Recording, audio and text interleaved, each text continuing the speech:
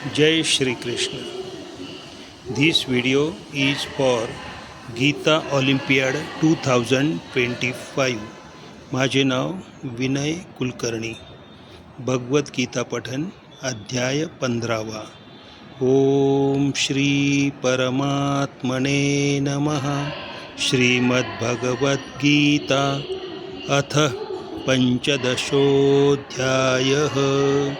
श्रीभगवानुवाच ऊर्ध्वमूलमधःशाखम् अश्वत्थं प्राहुरव्ययं छन्दांसि यस्य पर्णानि यस्तं वेद स वेदवित्. अधश्चोर्ध्वं प्रस्तुतास्तस्य शाखा गुणप्रवृद्धा विषयप्रवालाः.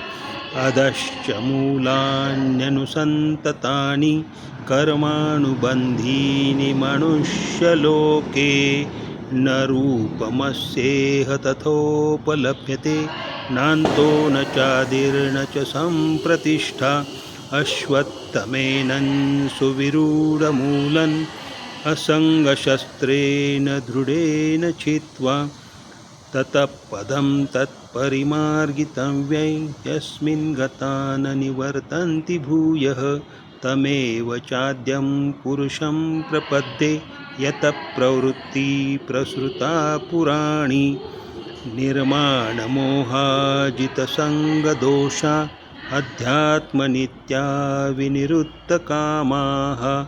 द्वन्द्वैरविमुक्ता सुखदुःखसंज्ञैर्गच्छन्त्यमूढाः पदमव्ययन्तत्. न तद्भासयते सूर्यो न शशाङ्को न पावकः यद्गत्वा न निवर्तन्ते तद्धाम परमं मम. ममैवांशो जीवलोके जीवभूतः सनातनः. मनःषष्ठानीन्द्रियाणि प्रकृतिस्थानि कर्षति. शरीरं यद्वाप्नोति यच्चाप्युत्क्रामतीश्वरः गृहीत्वैतानि संयाति वायुर्गन्धानि वाशयात्. श्रोत्रं चक्षुस्पर्शनं च रसनं घ्राणमेव च अधिष्ठाय मनश्चायं विषयानुपसेवते. उत्क्रामन्तं स्थितं वापि भुञ्जानं वा गुणान्वितं विमूढानानुपश्यन्ति पश्यन्ति ज्ञानचक्षुषः. यतन्तो योगिनश्चैनं पश्यन्त्यात्मन्यवस्थितं यतन्तोऽप्यकृतात्मानो नैनं पश्यन्त चेतसः. यदादित्यगतं तेजो जगद्भासयतेऽखिलं यच्चन्द्रमसि यच्चाग्नौ तत्तेजो विद्धि मामकम्. घामाविश्य च भूतानि धारयाम्यहमोजसा पुष्णामि चौषधिः सर्वा सोमो भूत्वा रसात्मकः.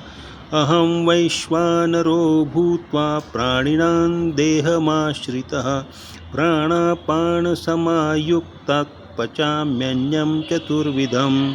सर्वस्य चाहं हृदि सन्निविष्टो मत्तस्मृतिर्ज्ञानमपोहनं च. वेदैश्च सर्वैरहमेव वेद्यो वेदान्तकृद्वेदविदेव चाहं.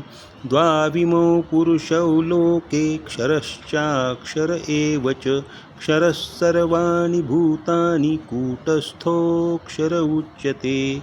उत्तमः पुरुषस्त्वन्यः परमात्मेत्युदाहृतः यो लोकत्रयमाविश्य बिभर्त्यव्यय ईश्वरः. यस्मात्क्षरमतीतोऽहम् अक्षरादपि चोत्तमः. अतोऽस्मि लोके वेदे च प्रथितः पुरुषोत्तमः. यो मामेवमसम्मूढो जानाति पुरुषोत्तमं न सर्वविद् भजति मां सर्वभावेन भारत.